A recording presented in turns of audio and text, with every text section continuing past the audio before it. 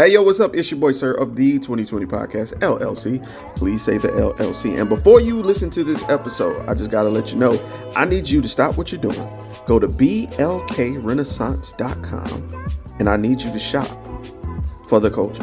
That's right. Anytime you use the promo code LLC20 at Black Renaissance Clothing's website, you will get 20% off your order. Off rip, no questions asked. So do me a favor and do it for the culture. Peace. Hey, this is KJ, and I have a question for you. When was the last time you got something nice for yourself? That's what I thought. So why not visit www.theblurredsyndicate.com and get something that will help you express who you really are. They've got shirts, mugs, purses, mouse pads, and even aprons for the grillers of the family. So if you're a fan of anime, pro wrestling, or hell, even the Golden Girls, the Blurred Syndicate has got you covered. Also, if you use the code LLC20 at checkout, you'll get 20% off your order. So what are you waiting on? I got mine. Come get yours. And remember to join the BS.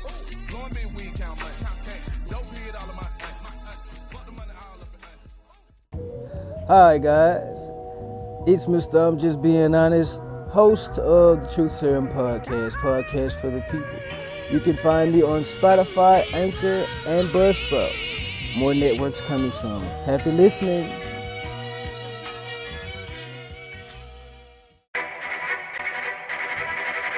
The self-destruct sequence has been activated. Repeat, the self-destruct sequence has been activated. This sequence may not be aborted. All employees proceed to the emergency car at the bottom platform. Okay, we lit it just like a fuse, so no need to pick and choose. Welcome to 2020, where we do more than interviews. The hottest be coming through, jumping knowledge on all that you get. A peek at the front of you with the truth that they offer you. Yeah, hands up, we doing it for the culture. To give artists and businesses more exposure. Keeping it real and stay silent just like a boulder. It's about to go all the way down, can't get no lower. Chasing my dreams, know that they get no slower. But if I stay running, I promise they getting closer. Moreover, success my older. And if you're sleeping on me, I'm waking them up like Folgers. I told you, coming from the land with the tide roll. Well, we'll be on a whole different vibe though. We like to ride slow and keep our windows tinted so you really can see us like Stevie Wonder waking up with his eyes closed. Yeah, got the kind of flow that rock the boat. On my 16s of pounds of dope. And if you figure you can hang with me on the mic, then grab some rope. Matter of fact, better grab some hope while you at it. We keep it live, it's time to tune in. Turn up the sound on what you're using. It goes so hard, I think it's bruising. The show is 2020, no need to zoom in. Yeah. And straight like that, it is your boy Sir of the 2020 Podcast, LLC. Please say the LLC. Happy New Year. I'd like to welcome in the new year with a new recording session. And this will actually be the last session of me in this particular apartment. That's right, I am moving. Don't worry, I'll still be in the city, but I'm just moving to a place where I have more space to do what I do. I want to say this was a crazy start to the year. To those of you that don't know, we had a mass shooting happen on New Year's Eve where a 24-year-old gentleman was killed. It's wild. The guy's name was Jatarius Reeves. And that isn't the disturbing part that got me. What was disturbing about it was somebody got footage of two of the people who were hit, including him. And they recorded it and put it on Twitter, and people was passing it around like, you know, it disturbs me, man, the lack of empathy people have, you know. And then I saw a popular person on Facebook who everybody knows in the city basically advertise it indirectly, saying like, yo, I just seen the video. Oh man, y'all are wild. Woo, woo. And all under the comments you see people, oh, send it to me. Send it to me. You got it. Oh, send it to me. Send it to me. Send it to me. Bruh, what is it about people, bruh? Like, no respect. Why do you want to see death? Like, why are you so obsessed with seeing people laid out fighting for their lives, man? It's disturbing, man. I said it on Facebook, man. Those people are passing that around. Y'all are wicked, bro. And that's not even the word I use. But that's the only thing I could think of to describe it. It's the fact that you want to share somebody's death. This is somebody's folks, bruh. And you want to know what's crazy? all of this loops back around to this whole no snitch thing. You know, like this whole no snitch culture that's going on with like the YSL and the YFN gang war thing, and people being so upset that people are pleading out and gonna have to take the stand and testify. If the police come up to you and say, yo, we got footage of your family member dead circulating on the internet, and we know such and such is passing it around, you know, you're going to want the people involved to get justice. You're going to want justice to catch up, but somebody has to cooperate to do that. So it's, I don't know, man. My community is frustrating because you can't please everybody, you know? Anyway, a few other things happened. Gangsta Boo passed away due to an OD, and that's just a testament to where drug use is going, man. This is scary.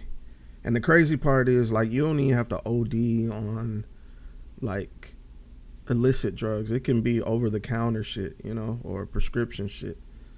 So I'm really fucked up about that one because she was super young. She's like the age of my brother almost. She was 43, and just to know she was a staple in the community, you know, and in hip hop, especially in Tennessee. You know, 3 6 Mafia, whether you agree with their, you know, their message or not, you can't deny their impact on Southern hip hop, you know, Southern rap.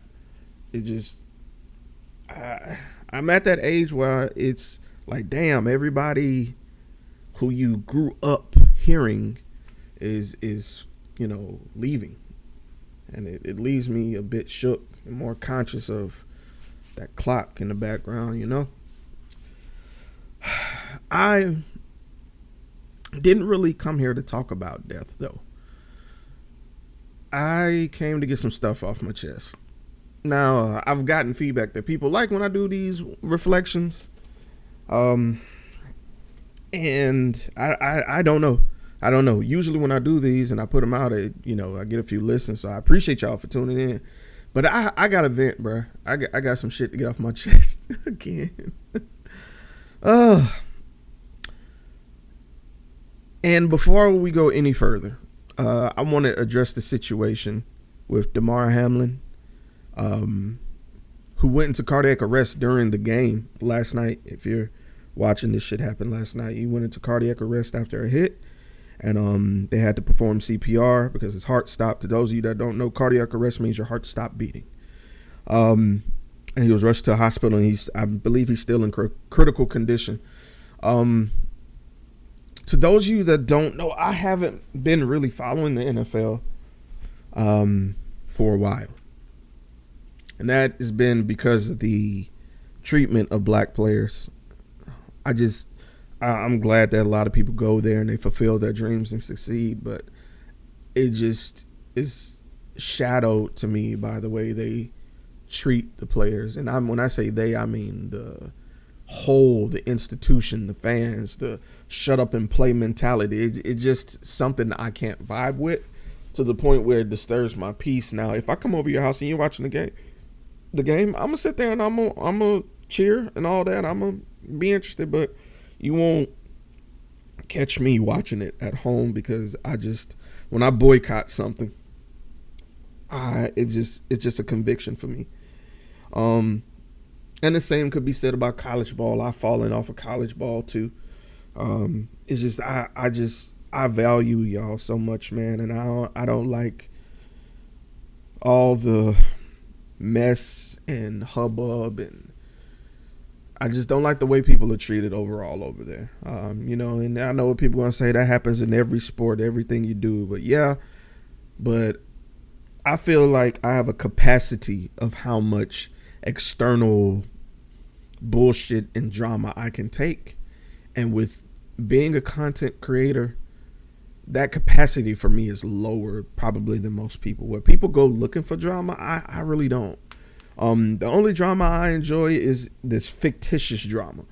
You know, I don't relish in reality drama. I don't want to hear what such and such got going on that they're struggling with. I don't give a fuck about none of that, because same shit can be said about me.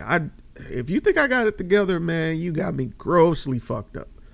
I still struggle with my demons and my overthinking and anxiety and depression. I struggle with that daily. That my issues is enough for me. I don't need anybody else's issues. Earlier this morning, I went to the house that I'm moving to, and I had to be there because we had to get the gas turned on.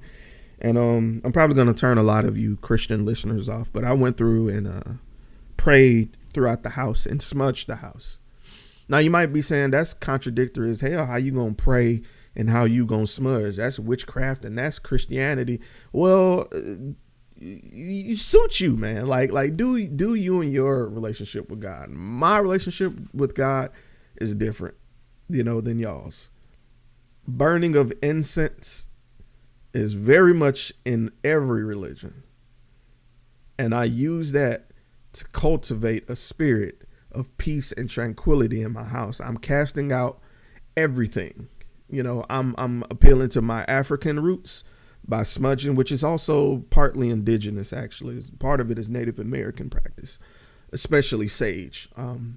But I'm burning that, opening the door to cast out any old spirits that may be lingering. And you might say, yo, that sounds like, witchcraft to me. Well, it doesn't to me, quite frankly. I walk through the house smudging and saying the Lord's Prayer over and over and over in every room, in every corner, around the baseboards, around the ceiling, everywhere, even in the area where the washer and dryer is, because I need a place of mind where I can be peaceful. Like I said, I don't need any other distractions or worries. I need a place where I can come home and reflect. And so I took off today to not only get the gas turned on, but to mount my TV and move some stuff in. And that was kind of peaceful to me within myself. As somebody who works all the time, I don't really stop very often. But today I watered my garden. I started preparing my room, my office, and that was such enjoyment for me. Taking measurements of the wall, turning off my brain, using my level, using my drill, using my screws, like making sure everything matched, figuring it out, making sure it supported the weight. Doing stuff with my hands is my way of meditation in a way. I like to create. So the fact that I had an idea in my mind, and when I left my room, my TV was mounted, it was supported just the way I want it, on the wall I want it, for the vision that I have. That's everything to me. And that's what this podcast is to me. It is my vision incarnate. So yes, you're listening to my words, but by doing this, you are also taking in part in my vision. You're in part taking a communion of sorts of my vision. You're taking a piece of my day with you to carry through. So I don't know who this is for, but I'm going to say this. Find your base. And I don't mean your home. I don't mean your house. I mean that place where you can go and shut off all the external stuff. Put down your phone. You're on it too much. Turn off those notifications. Put your phone on silent. Actually go and sit with yourself and just create. Whatever it may be. You may have forgotten about that hobby, but pick it back up. You may feel like, well, I'm a parent, I don't really have time. Well, make time. Make time. It's like we do everything for the little people in our life, the people we have these obligations to. But when it comes to ourselves, we're so quick to throw ourselves on the back burner. Well, fight for yourself like you fight for those you take care of. Because if you fall, who's going to take care of them? I don't understand why that's such a hard thing to swallow. All right. Now that we got the inspirational shit out the way, I just want to say it's 2023. if you're listening to this, and I appreciate you, thank you. Because with your encouragement, we was able to launch the 2020 Network LLC website. And that's the 2020 Network LLC.com. There you'll see the team, myself, K. Marie, Black, Casey, Buck, Zadora, and Lady, and Eb. And you'll see pictures, you'll see sponsorship pages where if you're thinking about becoming a sponsor to support us, you can do it there. You can even subscribe to us, because here in 2023, we're going to be doing a lot more. And that's what I want to speak on. Last recording session, I spoke about, the water bottle drive we did for Blunt for the girls' JV basketball team. And that was phenomenal. I was thoroughly happy with the results. I was also exposed to people who do things just to be seen. You know, their charity is only regulated by the publicity they'll get. And that really showed me the power of people's dollars, because the company that showed me that side of them was a big time. It's supported by the Mobile community, specifically the clothing community. They are very well known, and that's all I'm gonna say. I'm gonna leave that there. But the reason for the website, and you might be saying, "Yo, why is the website called the 2020 Network?" And that's quite easy. Not long after the 2020 podcast started expanding, and what I mean is, we started doing things like squad goals. We started doing things like impromptu.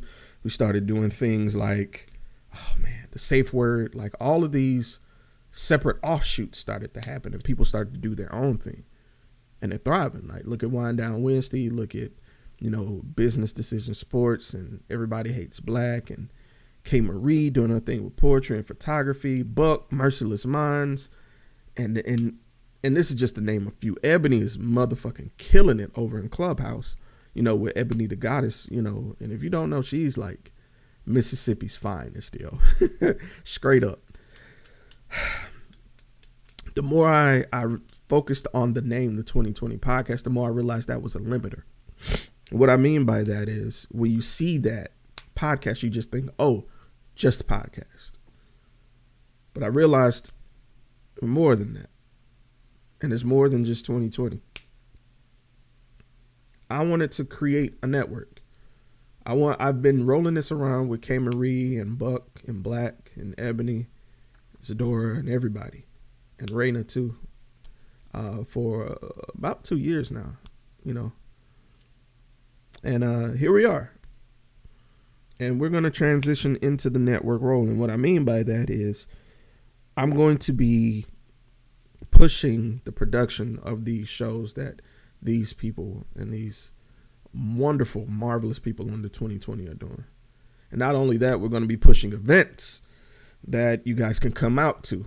Because one thing that it showed me was when we did this small water bottle drive in just a week, we got over 2,000 bottles of water, and we accomplished the goal. And I said, if we accomplish that, I would love to see what other charity we could do. So you're going to hear me announce it here first. I haven't got a date, but we will be doing a kickball game. And I'm looking for a couple of partners to host. And the goal is to raise money for charity. I haven't announced the charity yet because I'm still in the process of discussing it with them. But yeah, I want to do an event and give back to my people through my company. And I mean that of no shade at all. It's just, I'm noticing a shift in Mobile with the media platforms and media personalities. I see so many companies and podcasts out here flourishing and out and hitting the floor. And I'd be lying if I didn't tell you I feel like I'm missing out. Because with my obligations of work and being an editor and videographer and creating where I can, I'm not able to go to these events, or I don't get invited to these events, or I don't even hear about them until it's well too late. So I'm not in the loop exactly. So I'm a network, but I need to get better at networking with other companies, but it feels as if I have to be in that network in order to network with that network. And I don't know how I feel about that, if that makes sense. I want to retain the independency. I don't know what the fuck I was going with there. I want to retain my independency, because the last thing I want is for someone to put my platform out there and help me build more and get access to certain materials and resources, and for me to say something they don't like and take it away. I don't want that. I can't vibe with that. Not saying that that's the case. I'm just conscious of those situations because I've seen it. So I would love to continue what I'm doing, but I would love to get it out to more people. But it's a struggle getting to those circles when you have so much to do.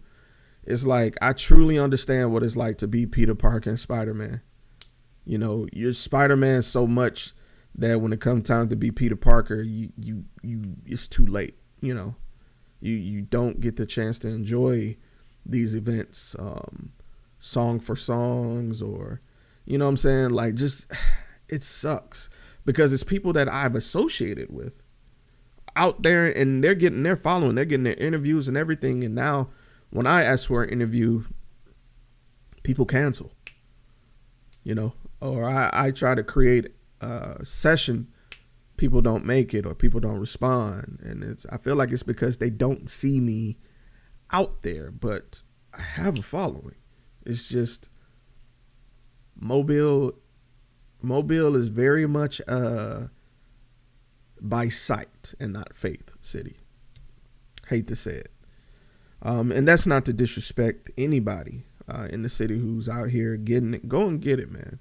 Go and get it. I see a lot of new podcasts jumping out there. I see a lot of people doing that thing, branching out to multiple platforms. Do that shit. I want all of y'all to get paid. Hell, I would love to work with y'all one day on a joint venture. It's just right now, it's just a struggle, you know, realizing that it's like being an independent artist and seeing people you've worked with signing deals and they're on BET award shows and stuff. You know, that's what it feels like. You know, maybe you don't. Maybe you don't. And it's not that I want the forefront shine. I just want access to do more, you know? That's all. And don't get me wrong, I do have some people, some diehard day ones that follow me. And I love each and every one of you. But I would like to do more, you know? Majority of the events that we do come out of my pocket, you know? And that's why I can't get it to you guys as often, because if you don't know, I'm the audio editor, the video editor. I'm the bank fund of the 2020, you know, like, and my people chip in, but you know, majority of it is me, man, you know. But anyhow, I'm not here to get on that. That was just part one. It's just the struggles of being you and not having access to the resources of speaking out. And you want to know what sucks is that you will work with folks, right? You'll work with them and they'll hit a lick and they will not contact you to work with you. Like, yo, I just hit a lick over here. Let's work together. You know what I'm saying? Let me introduce you to such and such. Nope. Not at all. And that sucks too. I just don't feel, I give out a lot of praise and energy and time and creative resources, and I just feel like I don't get it back. I don't get the look back. Whatever. It is what it is. All right. So I wanted to leave you guys something. I'm gonna let you advise me. Typically, I was gonna start having where people could email me and leave me a question. So if you would like me to answer a question or a topic, please email the podcast or myself at the 2020 podcast LLC at Gmail. Again, that's THE2020 podcast LLC at gmail.com. And shoot me your questions, and I'll answer them on the next session. So I wanted to ask you guys this, and this is me telling my business, and I'm probably going to get in trouble for this, but when is enough enough? When is enough enough? That's why I'm going to title this section. All right, here's me telling my business. So to those of you that don't know, I have a brother, and my brother struggles, with life and with issues, and I know he hasn't been present for his kids. And this isn't news. This isn't me spilling tea. This just is what it is, because he has issues. He has stuff he's going through. And some of you may say that's inexcusable. That whatever. That's besides the point. This is my dilemma. I have nieces that, I love dearly. And when I found out I had two nieces back in high school, I was 17. I'll never forget. I was so excited because I'm like, oh shit, nigga, I'm an uncle. I'm uncle for life. You know what I'm saying? I'm about to be it. And, I'm about to be up in this girl life. I'm going to be here. I'm going to be there. I'm going to get a shirt that say best uncle ever. You know what I'm saying? I did all that. And I even got sad when I found out because I realized I was going to Alabama A&M, and that is going to be like 6 hours away from these girls. And I'm like, fuck. And like, I was sad, and my mom was like, what's wrong? I was like, I don't want to be away from them and they forget me. And so I remember one summer I pretty much got to keep them, and they call that natural birth control. But I got to keep them one summer, and I grew super close to them girls. And as time passed, I went to college and I wasn't able to come back and see them as much. And so when I finally moved back, I'm like, okay, cool. I'm back. I know the girls are, about to start high school soon. I can get back, to them. We can reestablish that relationship and get it going. And so I met with them, got to hang, let's do this, let's do this, let's do that. And work and life started. And I wasn't able to see them every weekend like I wanted, I get to see them, every couple months, because they were doing their thing at school and, I was doing my thing at work. And, I was just glad to be near them and see them where I could. And, I text them, let them know, yo, love you, woo, woo, woo, how y'all doing? And we talk, through text a few times, and then I see them every couple months or so, every other month. We go out to eat or something, hang out. And as they got older, just like with teenage girls, they grow away from you. They go and doing their own things.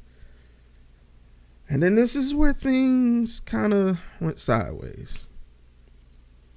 I started to notice that when I text them,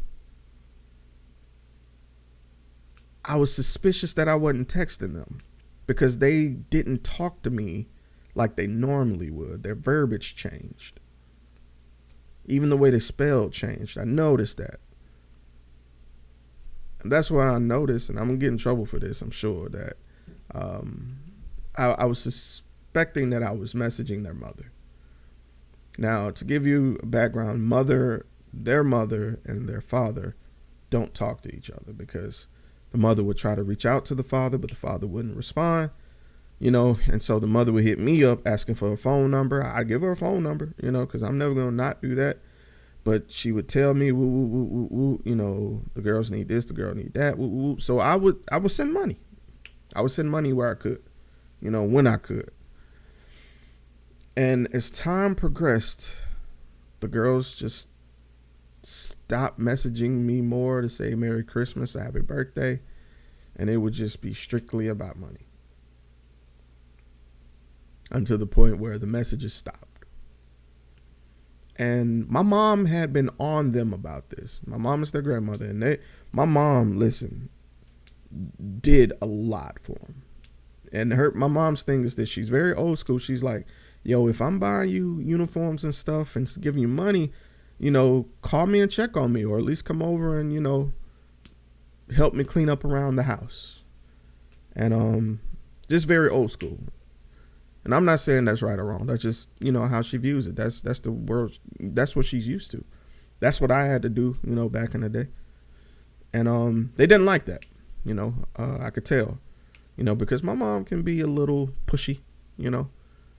And so it got to a head where at one point I would message the twins and their mom would just reply outright and be like, yo, the twins say Happy Birthday. The twins say Merry Christmas. They love you. Whoop, whoop, whoop. And I'm just like, why can't I talk to them? You know? And one day, this was near the graduation, it was just like, hey, Uncle Jeremy, blah, blah, blah, blah, blah, about to graduate. We need money for pictures. Whoop, whoop, whoop.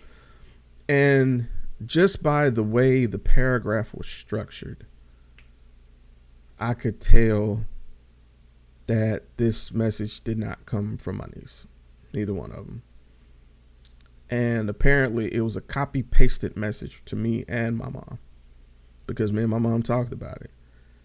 And I got a message from their mother not long after that saying that, you know, she feels like she's doing this by herself, you know, woo, woo, woo, all this, my brother's not there. And look, let me be the first to say, I don't condone my brother's behavior in this situation. I check my brother a lot about this, but I had to come to the realization that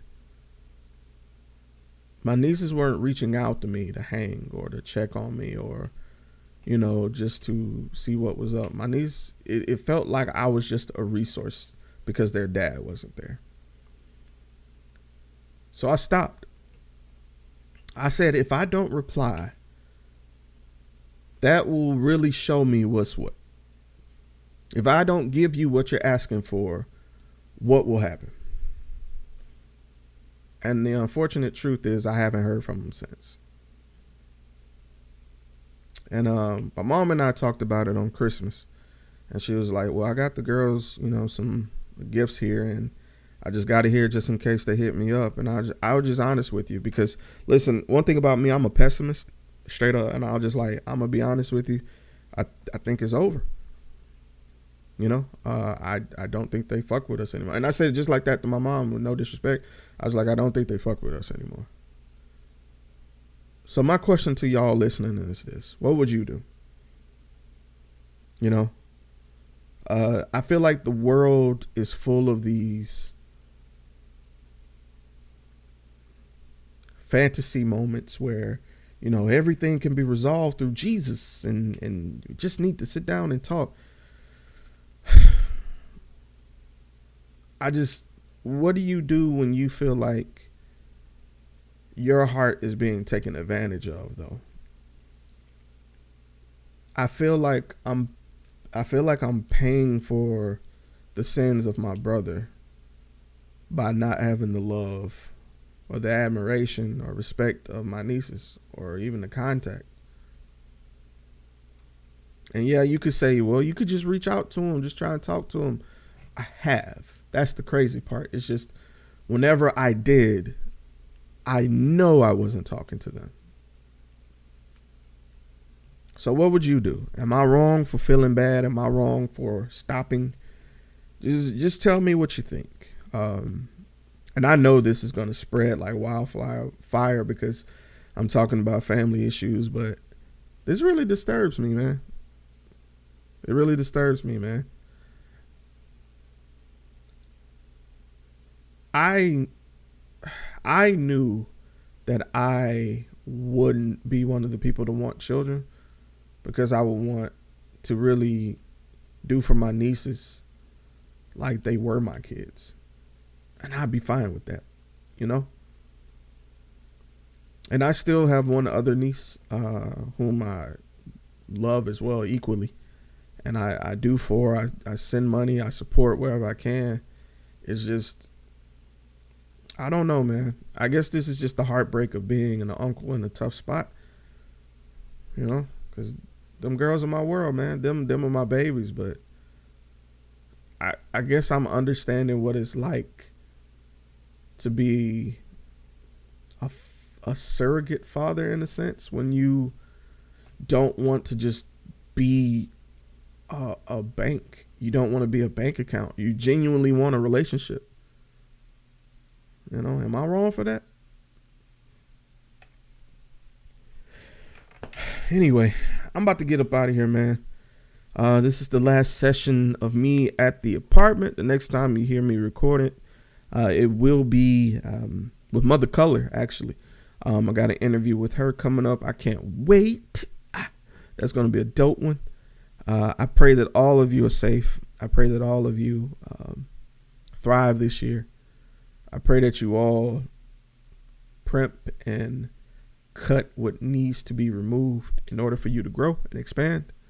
I pray that you receive my words and encouragement for meditation, because there's too much external drama out here. All right. That being said, it's been your boy, Sir. Y'all stay safe.